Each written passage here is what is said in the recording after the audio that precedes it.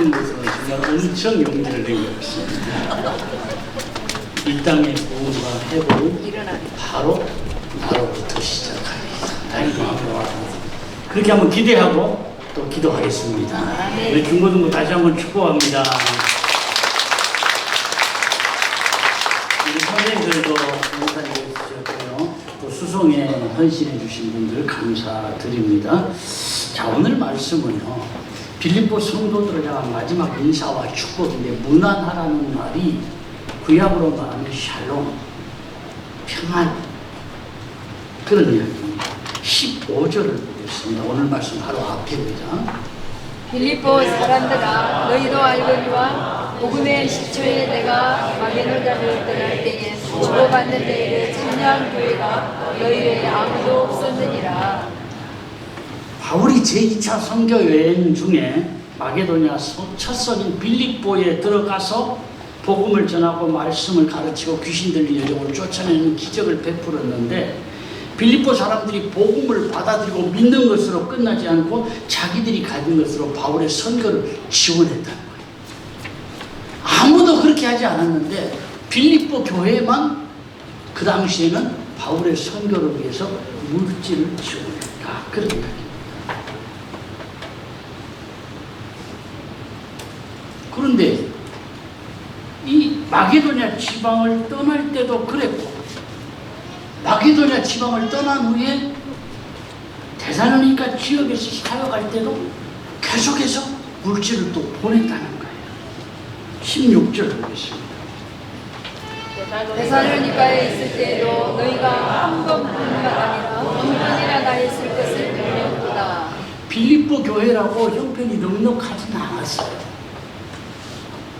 고린도후서 8장에 보면 그들의 형편이 어떠했는지가 나옵니다. 형제들아, 하나님께서 마게도냐 교회들에게 주신 은혜를 우리가 너희에게 하노니, 하나님의 마음의 시련 가운데서 그들의 넘치는 기쁨과 극심한 가난이 그들의 풍성한 열매를 넘치도록 하게 하였느니라. 환난과 시련이 있었고 극심한 가난 가운데 있었지만, 그럼에도 불구하고 은혜 받고 나니까 기쁨이 넘쳐서 물질로 지원하고 예루살렘 교회를 도왔다는 거예요.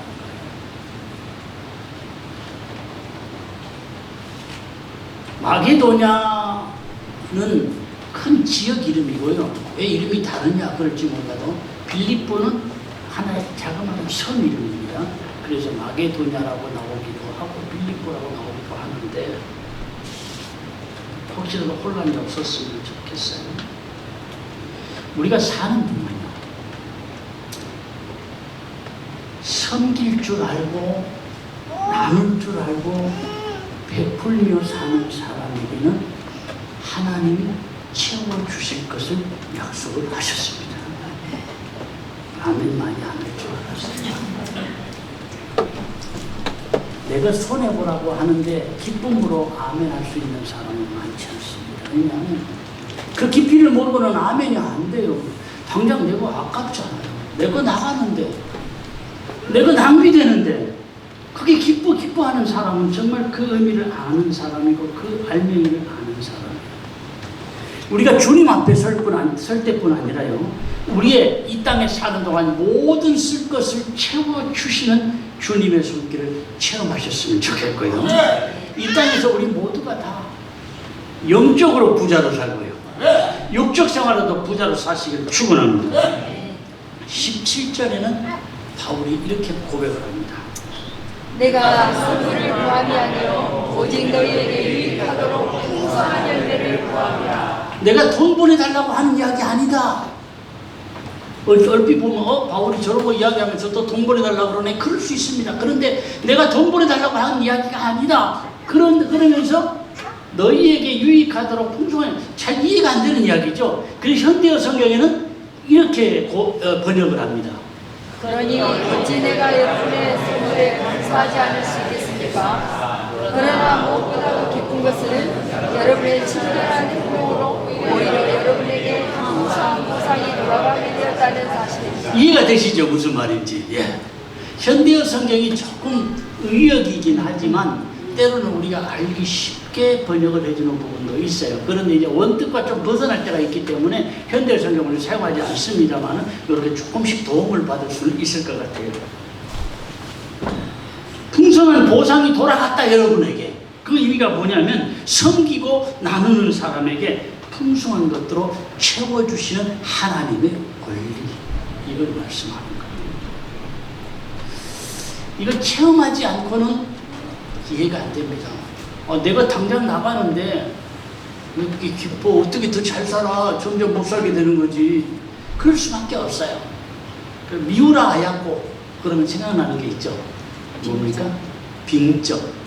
빙점이라는 소설 하나로 대스타가 된 이 소설가인데, 작가로 알려지기 전에 너무 가난했어요. 남편이 번 돈으로는 생활이 너무 어려워서 미우라 아야코가 조그마한 구멍가게를 하나 차렸어요. 그런데 가게가 너무너무 잘 되는 거예요. 조그만하게 가게를 차렸는데 가게가 잘 될 때는 무슨 생각을 해요? 가게를 더 넓히고 물건을 많이 갖다 놔야지. 당연히 그런 생각합니다. 그런데 남편이 이런 이야기를 해요. 우리 가게가 잘 되는 것은 좋지만 주변 가게가 우리 가게 때문에 안 되면 어떡해요? 참, 이런 사람은 못 살게 돼 있죠. 그러면서 하는 말이 뭐냐면, 욕심 부리지 말자. 욕심 부리면 하나님이 당신에게 남겨놓으신 건강까지 잃게 될지 몰라. 그러더라고요. 이 말이 무슨 말인가 하면, 미우라 아야코가 13년 동안에 폐결핵에다가 파킨슨병에다가 척추 카리에스에다가, 척추 카리에스가 뭐냐면 결핵균이 척추에까지 감염이 되어버린 거예요. 보통 결핵균은 폐에 주로 감염이 되는데 그게 지나치면 다른 곳으로 막 옮겨요. 폐결핵, 장결핵, 장으로 옮기면 장의 결핵이 생기고요. 척추에까지 옮기면 척추 카리에스가 생기는 거예요. 그래서 욕심 부리지 않고 가게를 조그만하게 합니다. 손님이 없는 문을 찾으면 다른 가게로 가보라고 보내고. 그런데 그렇게 하다 보니까 손님이 그렇게 많지 않아서 시간적인 여유가 생기잖아요. 그래서 틈틈이 미우라 아야코가 소설을 쓰게 됩니다. 작가로 알려지기 전이에요. 그런데 그렇게 틈틈이 욕심 부리지 않고 소설을 쓴 것이 바로 빙점이에요. 이 빙점 하나로 가게를 10배 넓혀서 번 돈보다 훨씬 더 많은 돈을 하나님께서는 물질을 주신 거예요. 실제로 간증을 합니다. 그거를. 욕심 부리지 않고 움켜쥐지 않았더니 하나님이 몇십 배, 몇백 배로 부어주셨노라고. 내가 아무리 움켜쥐어도 안 되려면 안 되는 게 인생입니다. 열심히 산다고 인생이 잘 살아지는 게 아니에요. 때를 따라 열어주시고 때가 맞아야 돼요. 무엇보다 우리는 하나님의 허락이 있어야 돼요. 그래서 하나님이 함께 하시는 인생은 복된 인생이고 하나님이 허락하시는 인생이 잘 사는 인생이에요. 18절을 다시 한번 보시겠습니다. 내게는 모든 것이 있고 또 풍부한지라 엘바브로 기도도 편에 너희가 준 것을 받음으로 내가 풍족하니 이는 받으실 만한 향기로운 제물이요 하나님을 기쁘시게 하는 것이라. 빌립보 성도들이 누구를 도운 거예요? 바울의 선교를 도운 겁니다. 어찌 보면 바울에게 그냥 지원해 준 거예요. 그런데 그걸 가리켜서 바울이 뭐라고 합니까? 이는 받으실 만한 향기로운 제물이다. 하나님을 기쁘시게 한 것이다. 19절 말씀. 나의 하나님이 그리스도 예수 안에서 영광 가운데 그 풍성한 대로 너희 모든 쓸 것을 채우시리라. 나의 하나님. 여러분, 하나님이 나의 하나님이 되신다는 사실이 가장 복된 것입니다. 하나님을 나의 하나님이다. 우리 하나님이 아니고요. 나의 하나님. 개인적으로 하나님 앞에 서 본 사람만이 이런 고백을 할 수 있는 거예요. 물론 믿음은 함께하는 게 참 중요합니다. 그러나 하나님과 나만의 대면의 시간이 없이 믿음 생활을 하는 것은 조금은 막연한 믿음 생활이에요. 우리 함께 잘 믿어야죠. 그러나 하나님과 나만의 시간이 정말 중요합니다.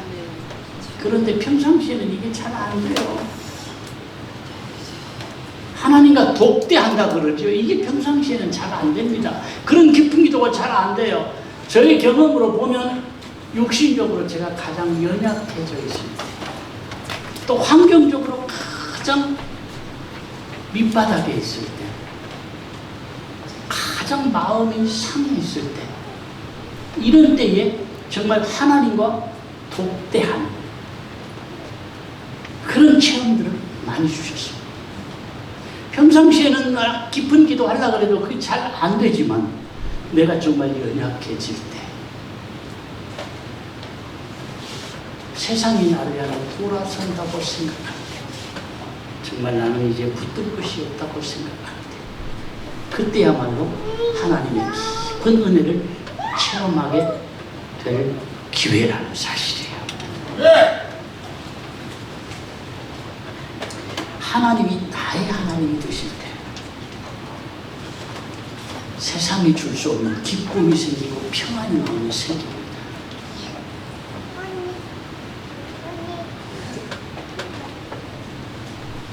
사실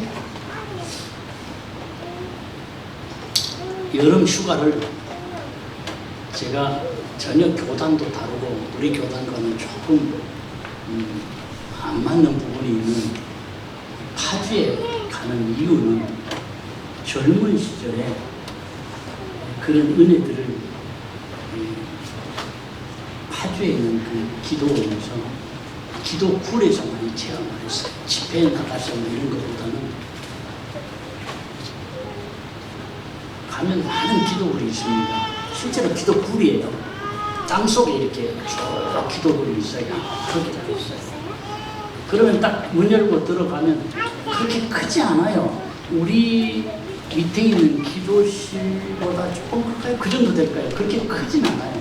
그런데 일반 그냥 건물을 지어놓으면 땅 아래에 이렇게 굴을 이렇게 지어놓은 것이기 때문에 조금은 그래도 여름에도 조금은 시원하고 겨울에도 그렇게 춥진 않아요. 아무도 없어요. 볼 것도 없고 할 일도 없고 그죠? 들어가면 하나님을 너무 부르짖는 거예요.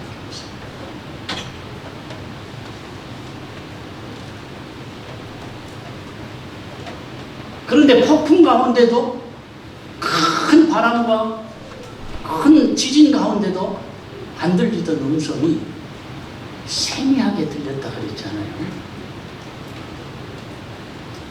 하나님과 대면할 때 세미하게 말씀하시는 주님 만나게 되더라고요. 많은 사람들이 그런 은혜들을 체험을 합니다. 그래서 우리가 조금 교리는 다르고 조금 신앙의 칼라는 다르지만 그것이 젊은 시절에 많은 은혜들을 체험하는 것이었기 때문에 사실 이번 같은 경우는 조금 힘들어요. 안 쉬고 가면 3시간 반 걸려요. 쉬었다 가면 4시간이 걸리는 거리인데 좀 무리다 싶지만은 또 그곳에 마음을 작정하고 가기로 해서 지금 움직이려고 합니다. 좀 무리가 되더라도 가서 좀 이런 은혜를 누리고 싶다 그런 마음에 모든 것 다 내려놓고 정말 한 마리의 양으로서 하나님과 나만의 그 대면 시간을 좀 갖고 싶다. 그런 마음에서 좀 무리가 되지만 움직이려고 합니다. 어쨌든 하나님과의 대면을 통해서 나의 하나님이 이런 마음에 확신이 들면요, 그 속에는 다른 사람이 알지 못하는 기쁨과 평안이 함께하고 나의 하나님이 될 때 막연한 인생이 뭔가 줄이 잡히는 인생이 됩니다.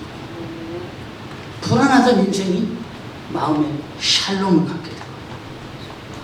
세상을 만드신 하나님이 만유보다 크신 하나님이 나의 하나님이시다. 이것이 믿어지는 거예요. 평소에도 다 믿습니다. 그러나 그것이 실감나게 믿어지는 거예요. 여러분 바쁘고 힘들지만 가끔이라도 한 번씩 조용한 시간, 꼭 멀리 가지 않더라도 여러분의 삶의 현장 속에서 하나님과 나만의 1대1의 대면의 시간, 하나님이 진짜 나의 하나님이 되시는 그런 시간과 그런 계기가 있어지기를 바랍니다. 어느 가정에 대학 간 아들이 있었어요. 대학 가는 기념으로 자동차를 하나 사달라고. 그런데 아버지가 자동차를 안 사줘요. 기숙사로 들어가는 아들에게 성경을 주면서 야, 틈나는대로 읽어봐라. 성경을 읽어라. 특별히 빌립보 4장 19절 어느 말씀이죠. 이걸 읽거든 네 인생에 많은 도움이 될 거다. 그러면서 성경을 한 걸 줍니다. 그런데 아들은 자동차 안 사주니 아버지가 섭섭한 거예요. 그래서 성경을 구석에 처박아 둔 채 손도 안 댄 겁니다. 방학이 돼서 아버지를 만날 때마다 혹시 이번에는 사주려나, 혹시 이번에는 사주려나. 그런데 안 사주는 거예요. 4년이 지나고 졸업하는 날 부모님이 졸업을 축하한다고 하는데 아들은 별로 부모님 반갑지 않아요. 내가 그렇게 원하던 차 하나 못 사주느냐. 그렇게 마음에 정말 꿈에도 그리던 자동차 안 지나서나 오직 차 생각으로 4년을 지냈는데 졸업할 때까지 안 사준 아버지가 섭섭했던 거야. 졸업식 끝나고 이제 기숙사 방을 빼잖아요. 아들이 짐을 뿌릴 때 아버지가 기숙사 구석에서 성경책을 찾았는데 아예 한 번도 들춰보지 않아서 성경에 먼지가 수북한 거예요. 아버지가 먼지를 털어내고 아들에게 주면서 빌립보서 4장 19절을 읽어보라 그랬어요. 아들이 마지못해서 빌립보서 4장 19절을 펴보았더니 그 안에 오늘 말씀 같이 한번 볼까요? 나의 하나님이 그리스도 예수 안에서 영광 가운데 그 풍성한 대로 너희 모든 쓸 것을 채우시리라. 이 말씀과 함께 그 안에는요 자동차 한 대를 살 수 있는 수표가 들어있더라고요. 억지로 지어낸 이야기 아닙니다. 실제로 있었던 이야기. 4년 전에 자동차 살 수 있는 돈을 이미 주셨어요. 그런데 그걸 내 것으로 누리지 못하고 4년이나 늘 불평하며 살았던 거예요. 나를 사랑하시는 아버지 하나님은 나에게 이미 풍성한 삶을 살 수 있는 길을 가르쳐 주셨습니다. 그 길로만 가면 되는데 내가 안 가는 거예요. 하나님이 안 주셔서가 아니라 내가 그 길을 가지 않아서, 아버지가 자동차를 안 사주어서가 아니라 내가 그걸 펼쳐보지 않아서, 순종하지 않아서 내 것이 되지 못할 때가 있더라는 거예요. 하나님은 나에게 풍성하게 주시기를 기뻐하시는 줄로 믿으시기를 바랍니다. 구원은 믿음으로 받습니다. 그러나 축복은 조건이 있어요. 그리스도 안에 있는 것. 그래서 바울이 19절에 보면은 나의 하나님이 그리스도 예수 안에서 그랬어요. 하나님이 주시는데 그리스도 예수 안에서 풍성하게 채워주시는 것도 그리스도 예수 안에서.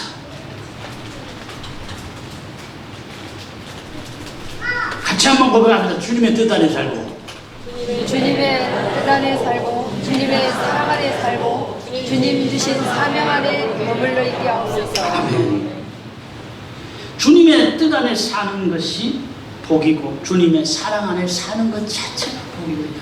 주님 주신 사랑 안에 머물러 있는 것이 복이에요. 풍성하게 채워주시는 하나님을, 나의 하나님을 내가 체험해야 다른 사람에게 증거하고 간증할 수 있죠. 여러분, 내가 욕심내고 내가 죄 가운데 있으면 풍성하게 채워주시는 그 하나님을 내 것으로 체험을 못해요. 욕심대로 채워주시는 하나님이 아니라 우리의 필요를 아시고 우리의 쓸 것을 채워주시는 하나님. 악한 영의 역사는 어떻게든지 우리를 하여금 걱정하게 하고 근심하게 하고 우리를 고민에 빠져 살게 합니다. 그러나 주님은 내가 하나님의 은혜와 축복을 누리게 하신다는 것을 믿으시기 바랍니다. 19절 다 하는 말씀이죠. 다시 한 번만 보겠습니다. 나의 하나님이 그리스도 예수 안에서 영광 가운데 그 풍성한 대로 너희 모든 쓸 것을 채우시리라. 아멘. 나에게 주신 약속으로 받으시기를 바랍니다. 그런데 나의 하나님이 풍성하게 채워주시는 전제 조건이 있습니다. 그게 뭐냐? 요 앞에 14절부터 18절 기지만 한번 보겠습니다. 그러나 너희가 내 괴로움에 함께 참여하였으니 잘하였도다. 빌립보 사람들아, 너희가 이르노니와 복음의 시초에 내가 마게도냐를 떠날 때에 주고받는 내 일을 참여하는 교회가 너희 외에 아무도 없었느니라. 데살로니가에 있을 때도 너희가 한 번뿐 아니라 두 번이나 나에 있을 것을 보내었도다. 내가 선물을 구함이 아니요 오직 너희에게 유익하도록 풍성한 열매를 구함이라. 내게는 모든 것이 있고 또 풍부하니라. 에바브로디도 편에 너희가 준 것을 받음으로 내가 풍족하니 이는 받으실 만한 흥미로운 재물이요 하나님을 기쁘시게 하는 것이다. 아멘. 여기 18절이잖아요. 그런데 바로 19절에 나의 하나님이 그렇게 연결을 하고 있다는 얘기예요. 지금까지 18절까지 이야기를 하고 나의 하나님이 그리스도 안에서 풍성한 것을 너희에게 채워주실 것이다. 전제 조건이 있다라는 얘기. 한마디로 나에게 주시는 교훈이 뭐예요? 나누며 살아라. 모든 쓸 것을 채워주시는 하나님을 나의 하나님으로 체험하기 위해서는 섬기고 나누며 살아라 이거예요. 어찌 보면 섬기며 나누며 사는 것이 풍성한 삶의 비결이다. 이게 말도 안 되는 이야기예요. 세상적인 관점으로 보면 나누면 내 것이 없어지고 나는 더 가난해지는데 주며 사는데 어떻게 더 풍성해질 수 있느냐. 그런데 성경의 원리는 그렇지 않아요. 마태복음 5장에도 보면은 이렇게 말씀을 합니다. 나는 너희에게 이르노니 약한 자를 대접하지 마라.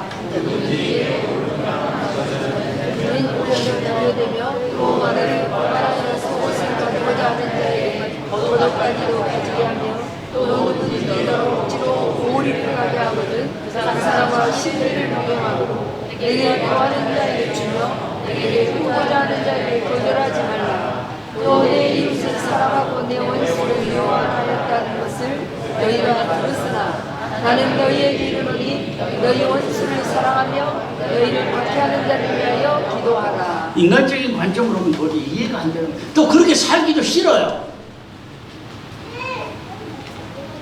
이해도 안 되지만 왜 세상을 그렇게 살아야 돼요?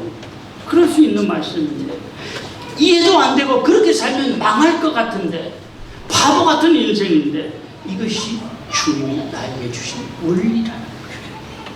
왜 그렇게 해야 되느냐? 이유가 무엇이냐? 마태복음 5장 45절부터 보면 이렇게 말씀합니다. 이같이 하는 하늘에 계신 너희 아버지의 아들이 되리니 이는 하나님이 그를 악인과 선인에게 비추시며 이를 부른 자와 불의한 자에게 내려주시니라. 너희가 너희를 사랑하는 자를 사랑하면 무슨 상이 있으리요? 세리도 이같이 아니하느냐? 또 너희가 너희 형제에게만 고난하면 남보다 더하는 것이 무엇이냐? 이방인들도 이같이 하느냐? 아니야. 너희들이 아는 세상 원리로 사는 것은 이방인도 다 아는 것이다. 이 진짜 인생은 그렇게 사는 게 아니라는 거예요. 주님이 주신 원리를 깨닫고 그렇게 한번 살아보라. 그런 말씀이에요. 로마서 12장 20절에는 이렇게 말씀을 합니다. 네 원수가 줄이거든 먹이고 목마르거든 마시게 하라. 그리함으로 내가 숯불을 그 머리에 쌓아놓으리라. 오늘날 나에게 원수는 없어요. 그러나 나에게 상처를 준 사람, 나를 힘들게 하는 사람, 나에게 피해를 준 사람까지에게도 뭐하며 살라? 베풀며 살라. 복수를 해도 시원찮을 사람에게 오히려 먹을 것을 주고 마실 것을 주라. 이 말씀은 이해도 안 되지만 이렇게 살면 바보예요. 세상을 그렇게 살면. 세상의 법칙은 자꾸 쌓아야 부자가 되고 자꾸 움켜쥐어야 된다고 하지만 말씀의 법칙은 자꾸 섬기고 베풀고 나누면 풍성해질 것이다. 역설적인 말씀이지만 이것이 진리이고 지키며 살아야 되는 원리라는 사실이 깨달아지시면 좋겠습니다. 깨달을 뿐 아니라 실천하고 행하면 나에게도 복이 되고 자녀들에게도 물려줄 만한 것들이 있을 줄로 믿습니다. 그런데 육신의 욕심이 앞서는 기도가 되지 말아야 돼요.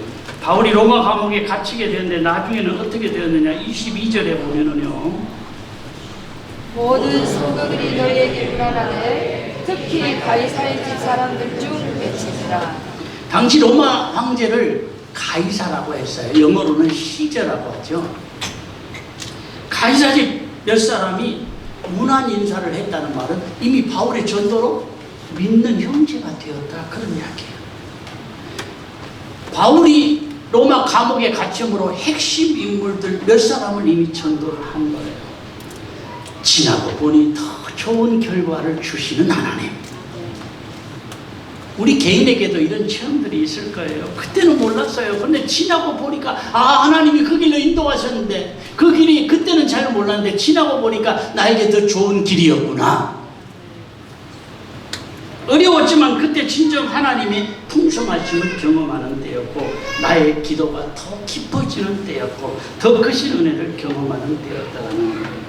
기도하는 가정마다 막연하게 믿고 막연하게 구하지 말고 주님의 뜻을 구체적으로 알고 깨닫고 행하고 실천해서 나를 통해 주님의 뜻이 이루어지는 것을, 나를 통해 주님 주신 약속이 성취되는 것을 생활로 체험하고 간증하셨으면 좋겠습니다.